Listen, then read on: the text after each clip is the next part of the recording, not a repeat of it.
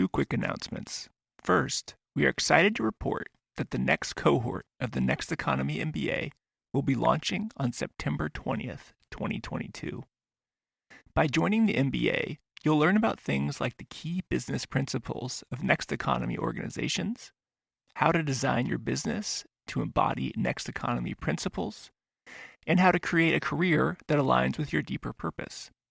So join a group of more than 350 alumni who are co-creating an economy that works for all life. Visit lifteconomy.com/MBA to learn more. Second, we've been publishing episodes of the Next Economy Now podcasts since 2015. Our podcast has been downloaded roughly 400,000 times, over 215 episodes. And now we want to hear more from you about how we can make this show better. So please visit lifteconomy.com/podcast to take a brief listener survey. As an added sweetener, folks who take the survey will get a free list of our favorite Next Economy focused podcasts. So once again, visit lifteconomy.com/MBA for more on the Next Economy MBA and lifteconomy.com/podcast to take our brief listener survey. And now on with the show.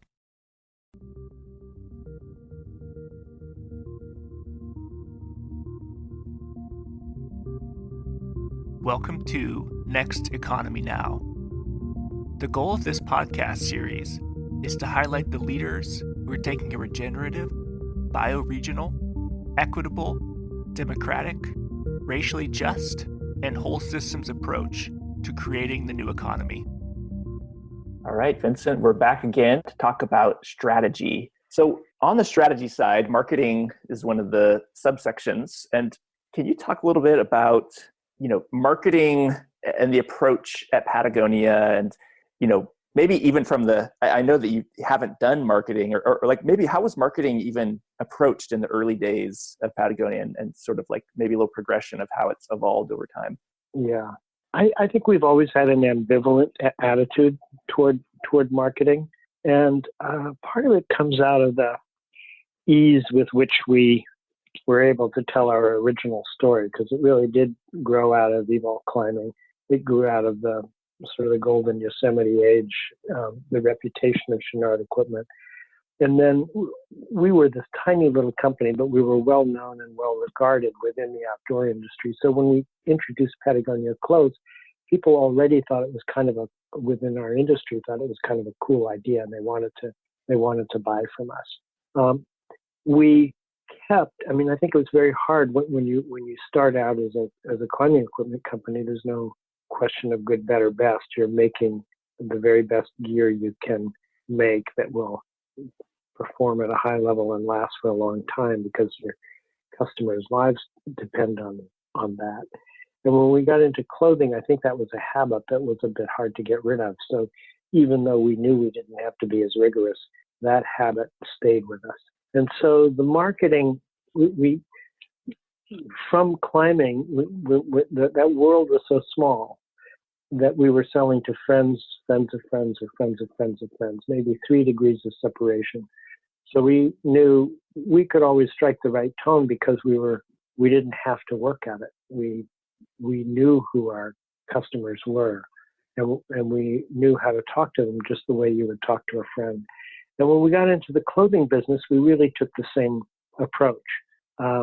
We treated we kind of considered ourselves as the primary customer, and that we could speak to the broader customer the way we would speak to each other.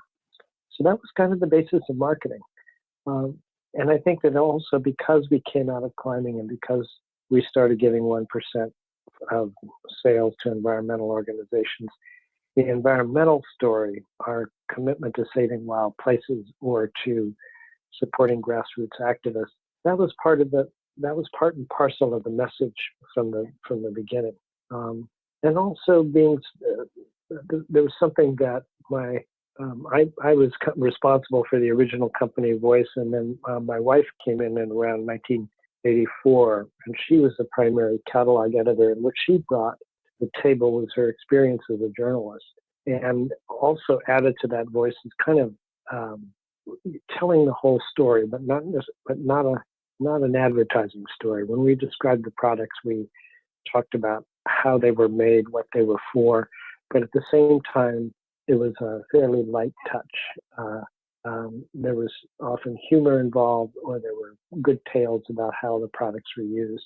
When I talk to younger people now, and I don't know, I think it may be that my experience is so limited, having worked at Patagonia, that I've developed this theory of marketing that may or may not be of use to anybody else. But I think it's true that what I would advise anybody starting a company, or if I were starting a company of my own, I would really spend a long time figuring out what we stood for, what our community was, what kind of relationship we wanted to have with our customers, understand that our products would always be related to that community and to that message and to that purpose. And then I think that marketing is easy because you're not having to recreate a story every 18 months or 2 years. You're not trying to pitch yourself, and you're not trying to create a particular angle that some people are going to respond to and others are not going to respond to. I also think it creates, since we're talking about strategy, that's where I think marketing relates back to business strategy, that what you want to do with your marketing is you want to be building the company that you want to be in 10 years, but you also want that message, that original message, to be able to build on it and to grow it over time. You don't want to be changing it around every 6 months, every year, because it takes a long time to establish those kinds of relationships with customers and in the larger world. And you want people to trust you. And if you want to build that trust, that story has to be the same from the beginning.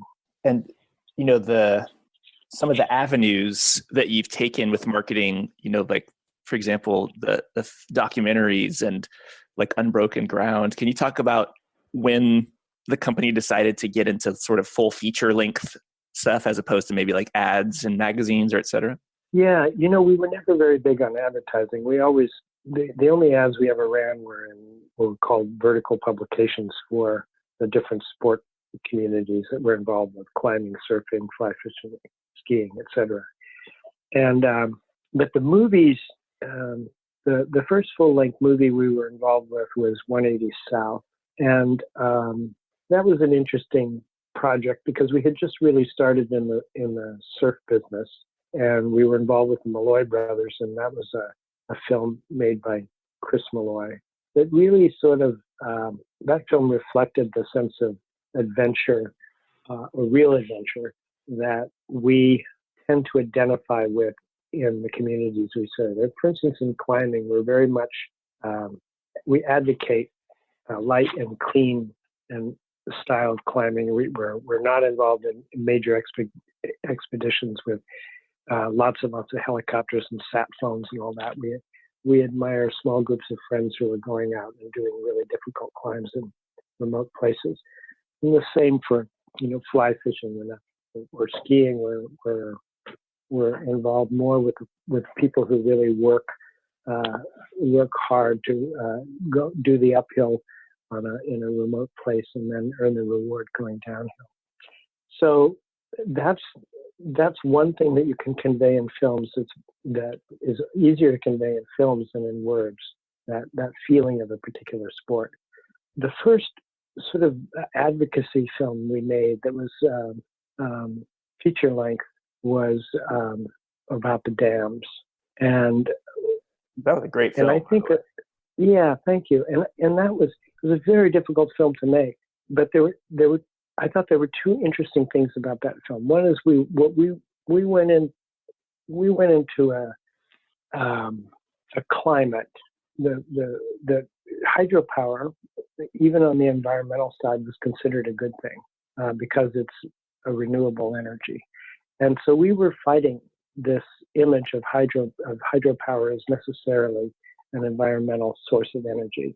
And at the same time, in order to show a countervailing value to having dams every few hundred feet on a river, you really have to show what the life of the river is, what the kind of the wild quality of the water that's irreplaceable once you chain it with a system of dams and reservoirs. And I thought that the film really conveyed the life of the river very well, and that's really hard to do.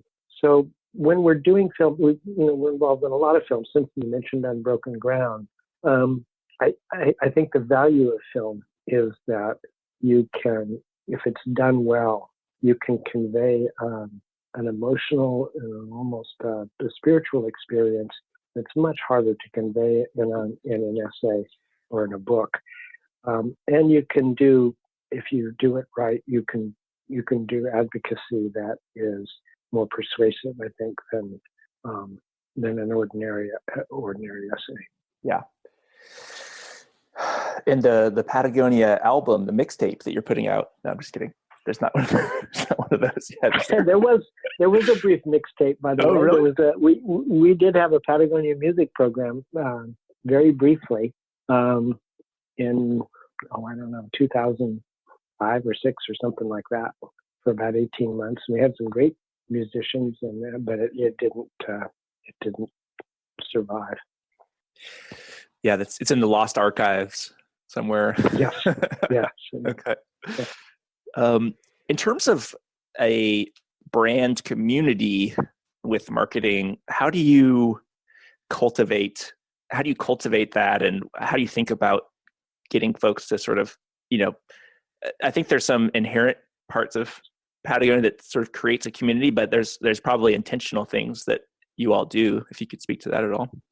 Yeah, and I think, again, go back to climbing, so that we have, and many companies have brand ambassadors, and those companies hire people that will reflect on the brand that you want potential customers to see your label on their chest.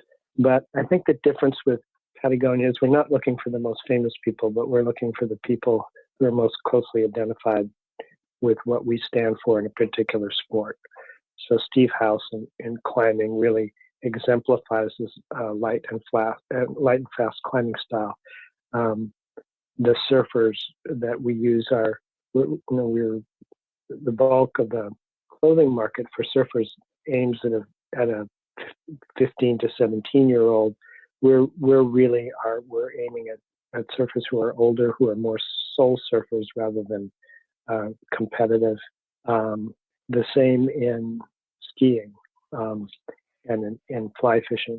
So in order to create a community, you want to be known in the areas in which people are doing the sport in a way that you support and you believe in and that you design for. And you also want to have relationships with the people who are most enthusiastic about working for Patagonia because of its values, not because we offer the best sponsorship package. So those two things, both people and communities, there are certain places where that kind of gravitate toward. Jackson, Wyoming is an important spot for us. The Pacific Northwest has always had more Patagonia customers than normal because it's both, you have weather, you have available mountains, and you have communities that are really into the outdoors. Same with the Bay Area. The other way in which we build brand community is through environmentalism. And what we especially try to do with the stores in the last 10 years is to make those feel like hubs, both for the sports that we're involved in, but also for the grassroots environmental organizations. We have lots of events every month at every store. And we keep our customers aware. We offer opportunities for people to meet the environmental organizations that are working to save a local forest or keep a river open, etc. So it's all pretty hard work. It's all, this isn't algorithm work. This is relationship building with people in specific communities. For example, the Trump the president stole your land blackout of the. Can you talk about what went into that, and was there any like fretting about whether that would destroy your business? I mean, like obviously it wouldn't destroy it, but like what were some of the conversations internally that like, and then like how did you come to that decision to have that page up? I'm not sure I wasn't involved with setting up that page, but I think we knew we would get overall that the response would be positive.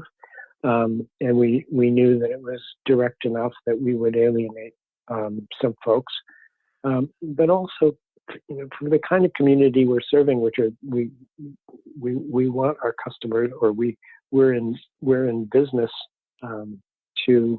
for people who want to experience wildness in wild places, and we're committed to their survival. So it's kind of a no-brainer for us to take a position on that. It's interesting, Salt Lake City, we have a store, we have an outlet, and I think that we had really positive response to that in Salt Lake among the people who would form our natural community. And then, of course, we had negative response from the commissioners of San Juan County who had petitioned to have Bears Ears monumental status rescinded. Yeah, it's sort of like that you'll lose some folks, but it's almost like the publicity that you got from that dramatically outweighs it. And it's funny because some people would say that's just virtue. Like I've seen comments on Rose's post about, say, donating the 10 million you got from the tax, the tax cuts to the 1% or to environmental nonprofits as just nothing but virtue signaling to basically increase profits. Can you speak at all about like, I know that's not true, but but I mean, like, how do you all think about that kind of critique? Well, it's interesting since we're talking about strategy. I'll tell you an earlier story that's kind of interesting. In the early 90s, we published in a catalog all of the organizations that we supported, and it was before we did a booklet that talks an annual booklet called Environmental Initiatives that talks about every grantee. And we supported some controversial organizations back in the early 90s, including Earth First, which was considered by some an eco-terrorist group. But the one that got us in trouble was support for Planned Parenthood. And we supported Planned Parenthood for its work on population control, which we considered important to environmentalism. And so we got boycotted by Southern churches. There was a movement, and they flooded our call center in order to prevent us from doing business. So we would get these calls every couple of minutes from people saying they weren't going to buy from us anymore. They were actually our customers. So finally, the fellow who was in charge of our community relations at the time came up with a strategy so that whenever anybody called, we would say, "Thank you so much for calling. We're so glad to hear from you. And we want you to know that for every call like this we receive, we're going to give an additional $5 to Planned Parenthood." And that's a great idea. So that stopped the calls. And I think that what you need to stand for what you stand for. And most of what you stand for has to be positive. I mean, it's not, our message is not that President Trump is a bad guy.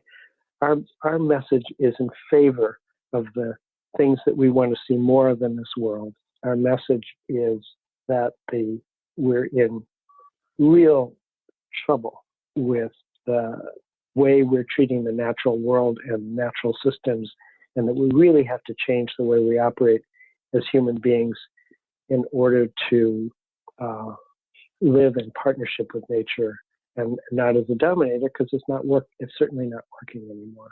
You have to stand what you stand for. And when you stand for something, you're also going to be standing against something else. And in the process, if people think we're cynical, we just have to live with that. When we ran the "Don't Buy This Jacket" ad, it got first of all, everybody thought it was a campaign. Everybody referred to it as a campaign. It was an ad we took out once on Black Friday in the New York Times and never ran again. people said, "Oh, this was brilliant marketing," and that our sales increased, et cetera, et cetera. Our sales did increase that year, but also before we ran that ad, it took a vote of the board of directors because we were afraid that that ad might hurt our business on the most valuable day of the year and in the most valuable season to our business as well as to any consumer retail business. So when we undertake these actions, it's sometimes with trepidation. Increasingly, we have more and more experience doing this, and we know that we will have some positive response. But it also turns out that when we often, Evil sort of laughs and says, whenever I do the right thing, I make money. When in 2016, when for Black Friday we decided to give 100% of revenue, not profits, but revenue taken in that day to environmental organizations, the response was really overwhelming. We 50% of the customers were new customers. Now, if I were the chief marketing officer of any company, I would know that the cost of obtaining new customers, particularly at full retail, is extraordinary. And so I would say, yes, that's kind of an amazing way to get new customers and to get them in the right way. But that certainly was not the intention. That was a byproduct, I think, of doing the right thing, and not a cynical ploy in order to grow the business. Yeah. How do you decide, what in relation to sort of the sort of sales upsides? Have you had any sales sort of like, we're going to take a stand on this, and it sort of did a belly flop or face plant or anything like that? Anything that didn't work like you'd hoped? No, I can't think of one. Yeah. I can think of stances that we've taken that have resulted in controversy that has not been of benefit to the company, but nothing that was I can't think of something along those lines where we had a real backlash and withdrew. Yeah, it's probably because you make wise decisions. You don't just go supporting whatever. Well, no, I mean, I think, and I think that we've been very consistent. So we're not, when we make stands, we're talking about, we're increasingly talking about climate, but we also, most of what we talk about is we know very personally what we're talking about. We know an awful lot about the supply chain for the apparel industry. We know a lot about the wilderness. We know a lot about the climate change and those challenges right now. We're not kind of looking at a menu of causes to support or not support, and we're telling the same message pretty consistently over time. So Gillette just came out with an ad talking about toxic masculinity. And my response to that, when I saw that, I thought, well, that's fine. But my question is, are they going to be talking about toxic masculinity 5 years from now? Is this something that really does represent the core business and the core values of the people involved in that business? And if it doesn't, it's in the long run, it's not going to do them that much good, because they'll be back to talking about how close their blades shave, or maybe picking up some other issue. So I think it's really important that if you have values, that they really be related to the community that holds those values and that they reflect what your customers care about, and they reflect what your product is about. And if it doesn't, then I think it's harder. I question. I mean, I think it's great if you're going to be consistent and you're going to build your business around doing good for a 10-year period. But the 60-day wonders for an advertising campaign, I think that's going to be a fad that will be gone pretty soon. Yeah, I remember there was some video of Yvonne talking at a conference several years ago, and there was people there from like American Airlines and where just Coca-Cola, and someone asked him, how do you be so authentic and like and I think he's like, you just like actually, it was something along the lines of, or like, how do we get to like be as authentic as Patagonia? And he's like, he basically was like, it's because you're all bullshit and like you're not actually authentic. He basically was like, yeah, he was like, if you actually want to be authentic, then do it. Like, don't like ask me a question about how to like market yourselves as authentic. Right. Yeah, that was really funny and powerful. Yeah. And so again, if we're talking about people starting out in business and B Corps, that it's essential that you start out. What is authentic about your business? What is it authentic about what you're doing? What do you really care about? What are you going to care about also in 10 years that's going to keep you going down the long road? And if you stay true to that, that's a good business model because you build your business around that. That also creates, when you communicate that creates a kind of strategic discipline. That when you start to stray outside that core message and that core purpose, you'll get feedback from your community. You'll also you'll have that internal discipline where you won't want to break faith with your customers and with the public at large because you stood for something for as long as you've been in business. Yeah, and I mean, let's be honest. It's I mean, if Patagonia was publicly traded, I don't think Yvon could even maintain the authenticity because he'd have dual sort of duties. He'd be looking after shareholders and looking after like the sort of other stakeholders. So it's, I mean, I know that Benefit Corp and like I'm a big advocate of the B Corp movement. I still think that this is kind of a little bit off topic, but I'm still like skeptical that any publicly traded company can ever be like deeply beneficial. It can only sort of like be modified from terrible capitalism, but I'm not sure it can ever be deeply beneficial and regenerative. I don't know. Do you share that view, or do you feel like maybe it is possible for a public company to do that? Well, I think it is possible in the long run, but I think that the privately held companies are going to lead the way.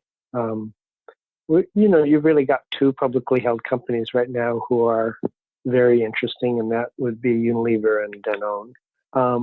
And both are involved in the B Corp movement, and Danone would like to be a B Corp as a whole company, which is, I think, 26 billion euro company.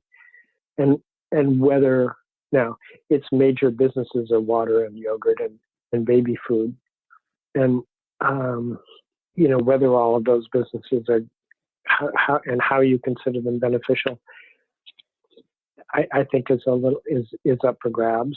But they're serious, and they do. The CEO of the company is serious, and also people all down the line and the millennials coming in to work for the company.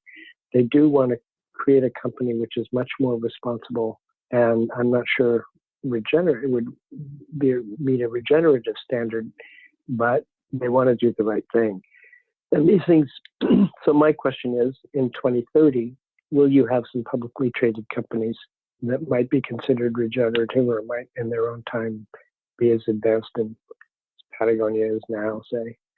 And I think it's possible, but I think it will take a lot of development, and it will take a very different attitude toward profit. It's not that the companies are publicly traded, it's that they're operating on short-term values and short-term pressures, and that makes it impossible. Makes it very, very difficult or impossible to work for the good of the community or the good of nature. So Yvon's not demanding quarterly increases in share price or quarterly returns. Yeah, no. Yeah. And Paul Pullman at Unilever said he wouldn't focus on the quarter. I'm sure Danone is not.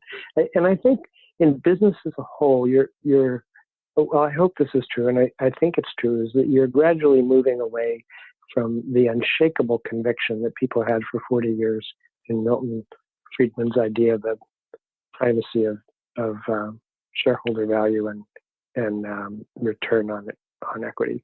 I think that has created this myopic perspective on what the health of a business is that makes it difficult for a business to be healthy in the long run. And you're even seeing that. The big Friedman-esque example was General Electric, and you're seeing a kind of breakdown of the company that has operated most successfully along those principles. In a time of climate change, in a time of big social upheaval, I think that we're going to be having for the next 20 or 30 years, I think it's just an illusion that you can pretend your business is not part of the larger world. Yeah. One of the things that Patagonia is known for is making high quality, responsibly made. So, often if it's cotton, it's organic, and other fibers, et cetera, are sourced as responsible as possible. And so how do you balance the sort of maximum value to the, say, workers who sort of stitch the clothes, and then the suppliers, with also what the consumer is willing to pay? Because we were joking about the $35 boxers, but yeah, and so at what point, if it's a $40 pair of boxers, no one buys it or something? How do you sort of balance the sort of responsibility piece versus consumer demand for low prices? That's kind of a tough one, but it's certainly more of an art than a science. And one of the problems, clothing is way too cheap.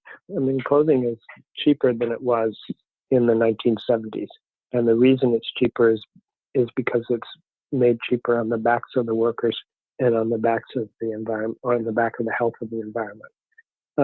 So when we're looking at making a pair of boxers, or if we're looking at making a rain jacket, there are other boxers in the world, and there are other rain jackets in the world, and there's an idea in the consumer's mind of what they'll pay. But that often can be more flexible than people allow. I mean, I certainly, when I used to set the prices at Patagonia in the 80s and the 90s, I would, certainly worry about breaking a threshold at which nobody would buy my product. And then I would look at an ad in the New York Sunday Times for, an Angora sweater for $1,300 and think, oh my God, what am I worried about? Because there's that sense of value can change depending on what the person thinks they're paying for and what they're willing to pay for.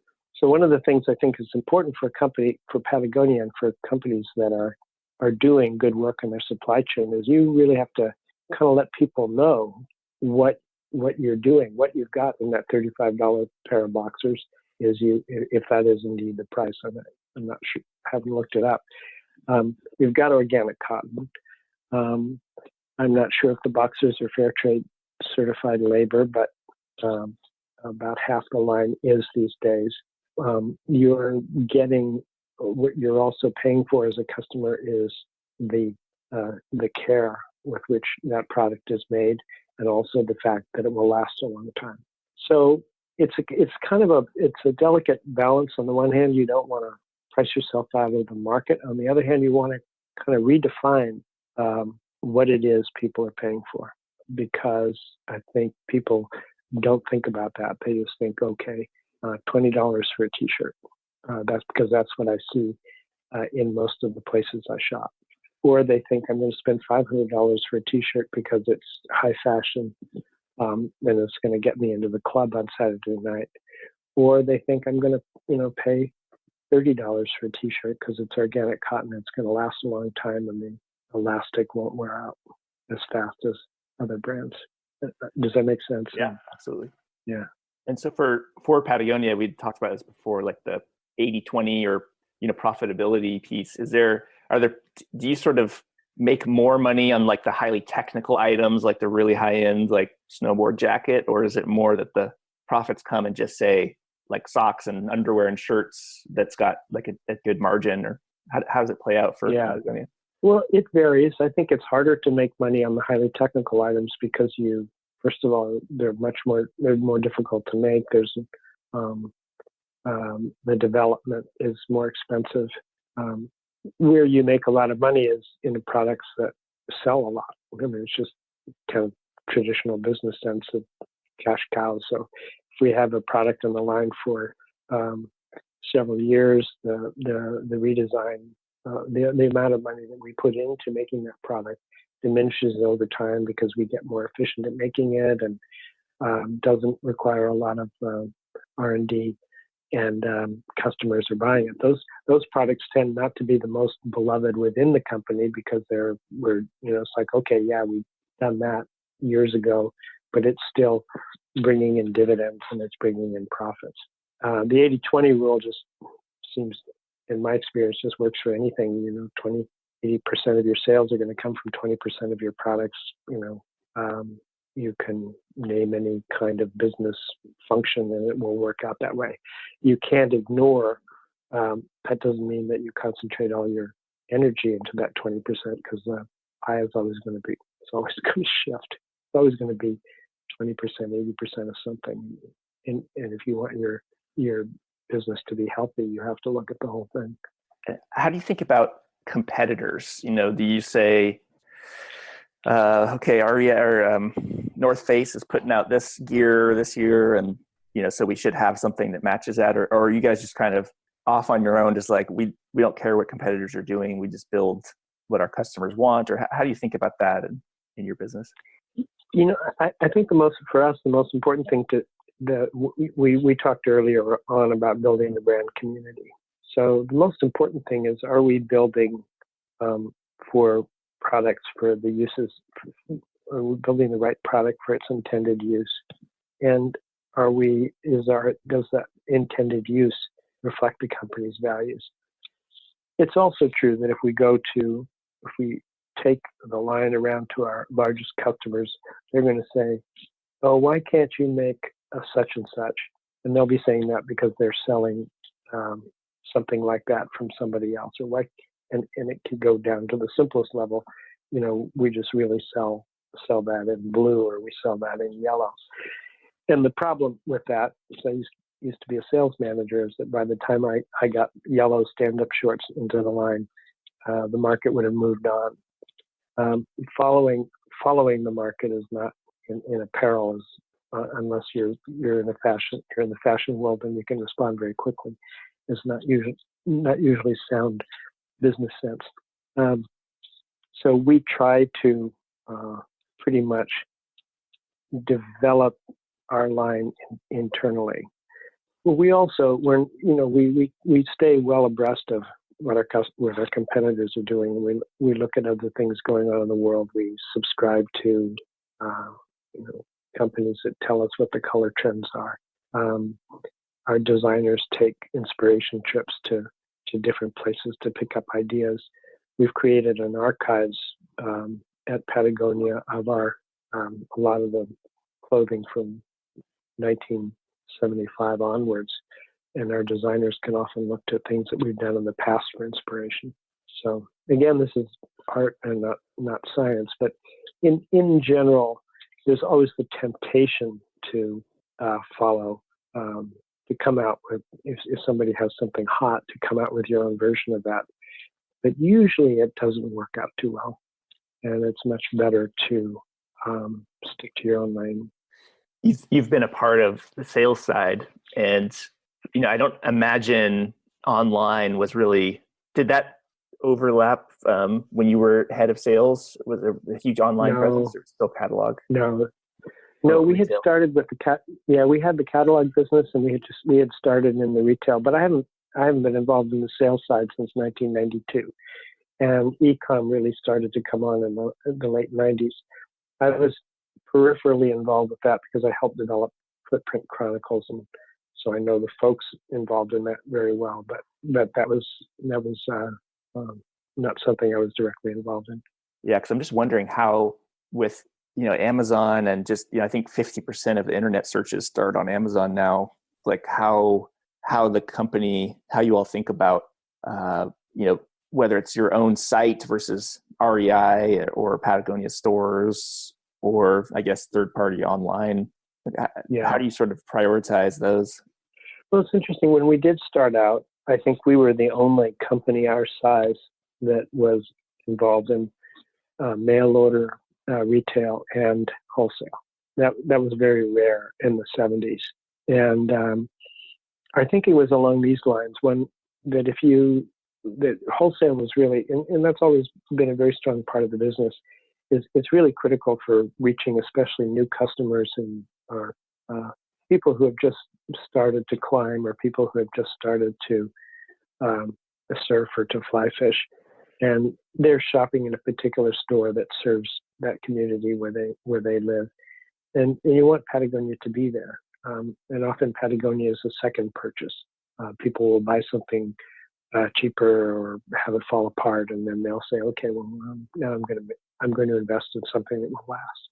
And then we always had a catalog, and we loved the catalog because we could tell the whole story, and we could tell it in our own voice. It wasn't on the retail floor next to competitors' items. And we love having the store because everything is out there in 3 dimensions, and also you can have a kind of face-to-face relationship with a customer that's irreplaceable, either in the wholesale or in the catalog business.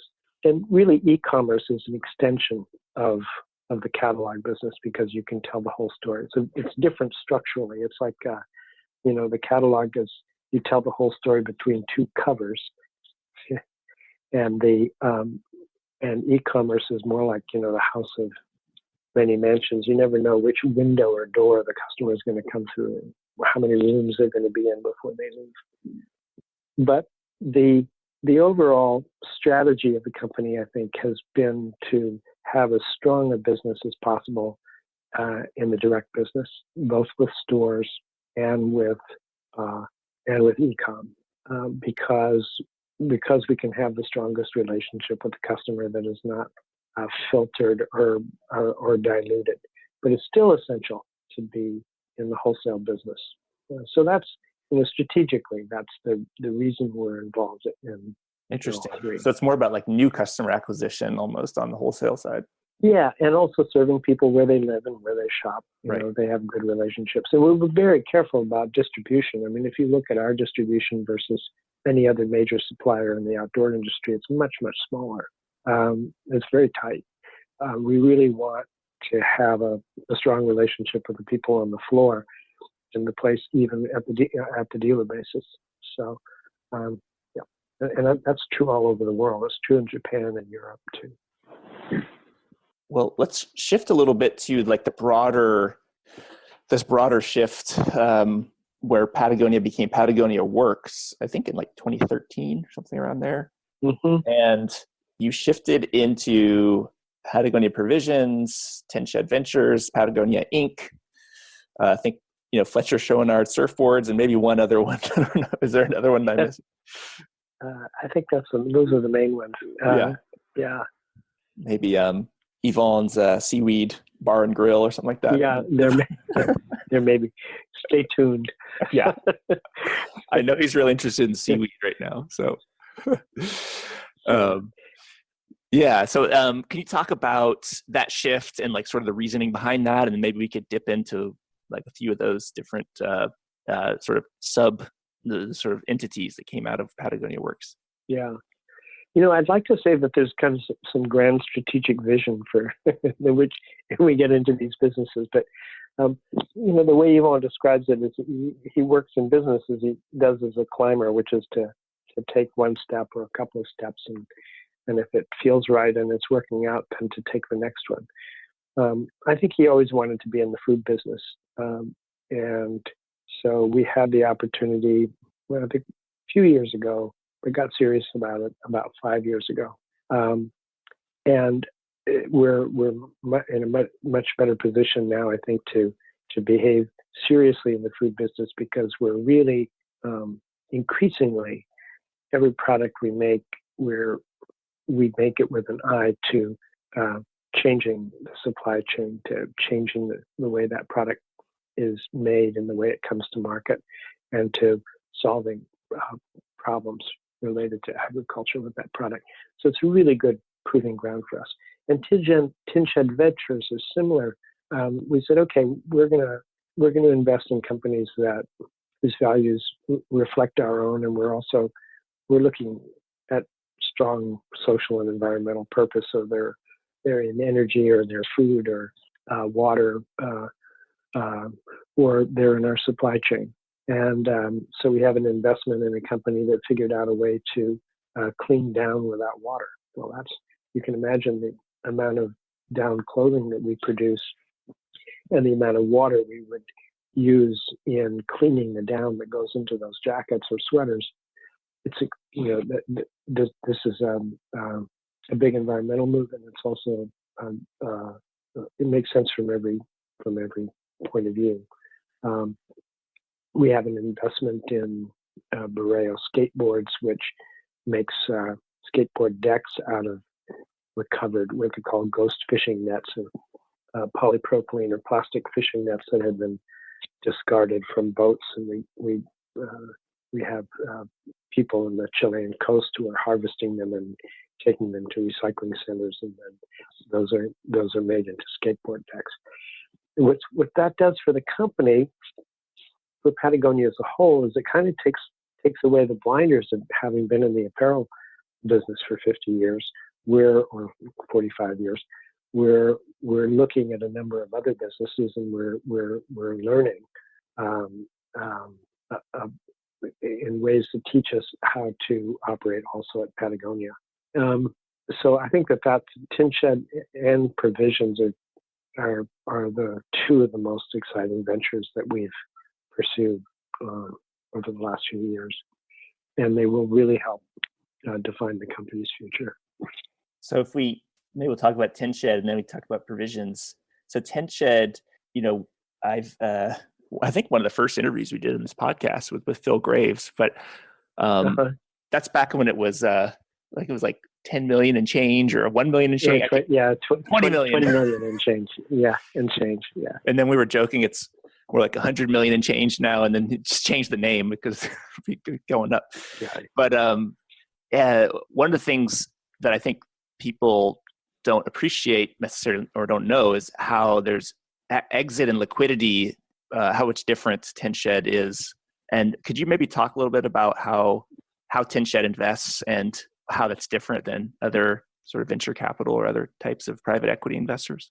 Yeah, I think it's different in several ways. One is even investors who might be known as impact investors, for the most part, have a fairly conventional term sheet, and they're coming in and they're saying, okay, we're going to support this business that isn't doing anything wrong, or maybe doing some things that are good, but we want a 20% return, and we want out in 5 years. And the problem with that is the pressure it puts on a business to return that money to its investors rather than build the best possible business. So when we go in, we don't have an exit strategy. We're also working very closely. The biggest thing we need to know is we need to have confidence in the management, and we need to have confidence in the venture. So we like what somebody is doing, and we think that they're capable of doing it. And that's kind of the traditional way in which people invested. That was the traditional way that community banks lent. But it's a far cry from figuring out, you can't do that with algorithms. Again, this is a kind of retail approach to investing, but it's working out for us. We're making a good return, and we think we're supporting some businesses that are going to do some real good in the world. And on the provision side, that's been out for at least 2 or 3 years now, right? I seem to remember. Yeah, more than that. Oh wow! And but I think it's really sort of taken hold in the past couple of years, and I think we've sort of quintupled sales in the last few years. It's still very small, but we've got a stronger product line, et cetera. We really started with salmon in retort packages that were being harvested from fish returning to their natal waters and caught by local tribes people. So it's a great, it was a great way to provide that food. But it was like 1 or 2 products that we started with, and now we're starting to to expand. Yes. But the great thing about for us, so if you look at, it's interesting, if you look at Drawdown by Paul Hawken and you look at the 100 or so ways in which we can take carbon out of the atmosphere and put it back into the ground, there are some surprises. I think they expected electric cars would be like, number 3 or 4 or something, and it's down to 30. There's surprises because women and equal rights for women and girls' education is like number 7 in terms of contribution to serious mitigation of climate change. But if you look at, there are 4 or 5 things that turn out to be number 1 in terms of regenerative agriculture. That if you bring the soil back to health, that the potential for sequestering carbon is so great. So this is something that we really believe in, and we've teamed with Rodale, and we've teamed with Dr. Bronner's to come up with a new regenerative organic certification, which is now in the test phase with about 20 different farms. And that is really important to us. And so when we build up this business, we want to build it along regenerative lines. We're not really interested in following a leader. We're really interested in helping to develop an agriculture that's going to be good for nature rather than extractive. Yeah, can you talk more about the regenerative organic standard and all the different things that takes in, and like what kind of maybe products or what sort of the next couple of years look like for that standard? Yeah, well, I think the first test phase will be done in this summer, and we've got NSF is a very good certification board, so they will do the work. The standard is Rodale helped establish certified organic standard with USDA 20 or 30 years ago. And one of the things that they were frustrated by is they had always intended that the organic standard should be something subject to continuous improvement. It's not something that you just say, okay, this is what organic is, and that's that. Because the more you do over time, the more you discover about what will work and what will work better. So they were interested from the beginning in the issue of soil health. And right now, the organic standard all it means is that you're not using chemicals on the land. You're not using the chemicals that are synthetic chemicals that are forbidden to be used. But it doesn't really look at positive soil health. And positive soil health depends also on a number of other things. Is it a monoculture, or are you companion planting? Are you tillage is not a part of the organic standard, and it's well known that if you're over tilling, you're basically taking more out of the soil than you can put back in. So soil health is a major element, but they're also looking at the health of. Look at this and say, you can't really talk about this without talking about the health of the workers and the communities. So there's a labor standard involved as well as soil health. So it's a more holistic look at everything that is involved in growing a plant that's going to become either food or fiber than we've had before. And I think partnered with like Dr. Bronner's and a few other folks. Yeah. Is that right? Yeah. I think Rodale's been pushing this since the 40s. Dr. Bronner's is a wonderful company that we're very impressed by everything that they have, everything that they do in their supply chain. They really know where their stuff is coming from and what the processes are, and they're very comprehensive in their approach. We're also a little jealous because their B Corp score is higher than ours. I know. You guys are already top 30, I think so. So especially for large. It's funny. Yeah, it's funny how that works because I wouldn't say seriously that we're going to be competing for higher B Corp scores with anybody, but that's human nature. You just look at that and you say, oh, I want to be that high too. I want to beat that score. Yeah. So how do you, one of the challenges, I mean, I'm wondering if it's different for clothing and food, but as you scale up the food side, is it possible to remain incredibly regenerative, or is there inevitably some compromises in order to meet the demand? How do you, because I'm not sure, and like maybe how does that compare to clothing? Well, it's interesting because with clothing is pretty much not regenerative. I mean, we're basically doing less harm, or we're being conscientious about reducing the harm we do from season to season. But with food, we've got the potential to actually be regenerative. And I think it's kind of up to us to make sure that whatever we do, that as you scale, that continue to be regenerative. And it's also complicated. I mean, what we're making is essentially, we're making prepared foods, and we're using ingredients. I think the big questions for organic agriculture is the grains and the vegetables that are going to go into the foods that we're making. Those ingredients are going to be the major story about what we're doing with regenerative agriculture. So the idea, if you say we're growing, the only way in which we would not be regenerative is if we reduced our standards for the ingredients. Right. Yeah, I guess it would just be like, I'm thinking like buffalo, like how many regenerative buffalo can you really provide at a certain scale? Yeah. That's a great, that's a great question. So what you would,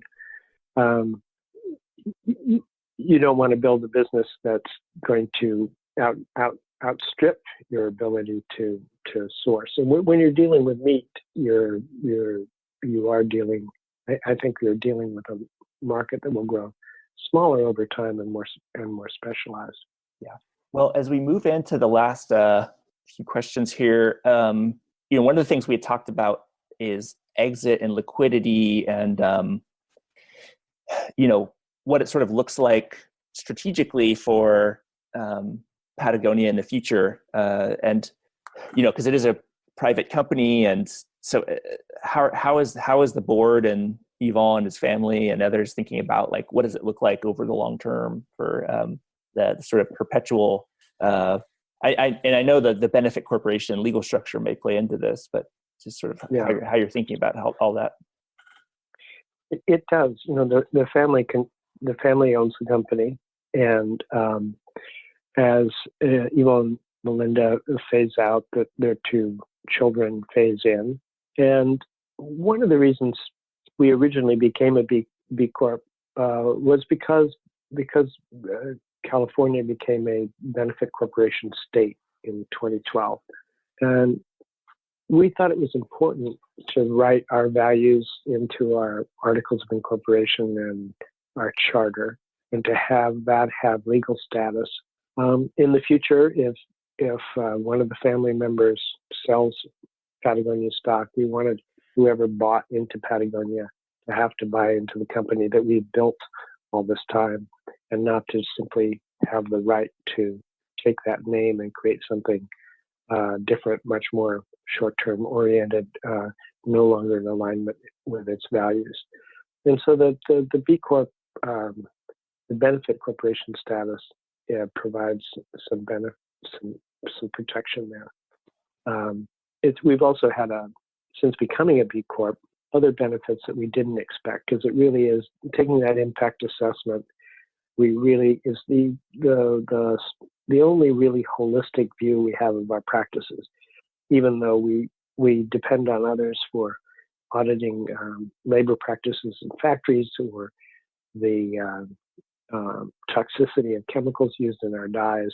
This actually looks at everything we look at. It looks, how does Patagonia behave toward its employees, toward its communities, to the environment, and how are we doing versus how we were doing a couple of years ago. So it's become very important to us on that level as well. And definitely as a comparison between even, folks like Dr. Bronner's not in your industry, and then within your industry as well. So it gives a good benchmark. Yeah, and we're not so much looking. We joke that we're short. We're looking over our shoulder at who's ahead of us on the B Corp scale, but we're really what's most important to us is that comparison between our last report and our current report. It has led us to put some emphasis on areas where we were weak, and to make changes. An example, we thought we were doing okay because we made so many products with recycled polyester as opposed to virgin polyester. But with the B Corp assessment, it said, you've got to look at this by weight, not just the number of styles. And we looked at it by weight. Some of our most popular styles use virgin polyester, and we weren't very happy with that. So that spurred us to look to change to more recycled content much quicker than we would have been. It would have taken us longer to realize that if we didn't have the impact assessment to look at. Got it. So not physical weight, but like weighting of the blend. Yeah, it's not just we make 80 styles with recycled content, but maybe 60 of those styles you sell 500, and then the styles with the virgin polyester you're selling thousands and thousands of. Yeah. So that taught us, we've got to look at the total amount of virgin polyester versus recycled polyester we're putting into the line. Next Economy Now is a production of Lift Economy. To listen to all of our episodes, go to lifteconomy.com/podcast. That's LIFT economy.com/podcast. You can also sign up for our monthly newsletter at lifteconomy.com/newsletter. Please also rate and review our podcast on iTunes, Spotify, Stitcher, or wherever you get your podcasts. Thanks for listening.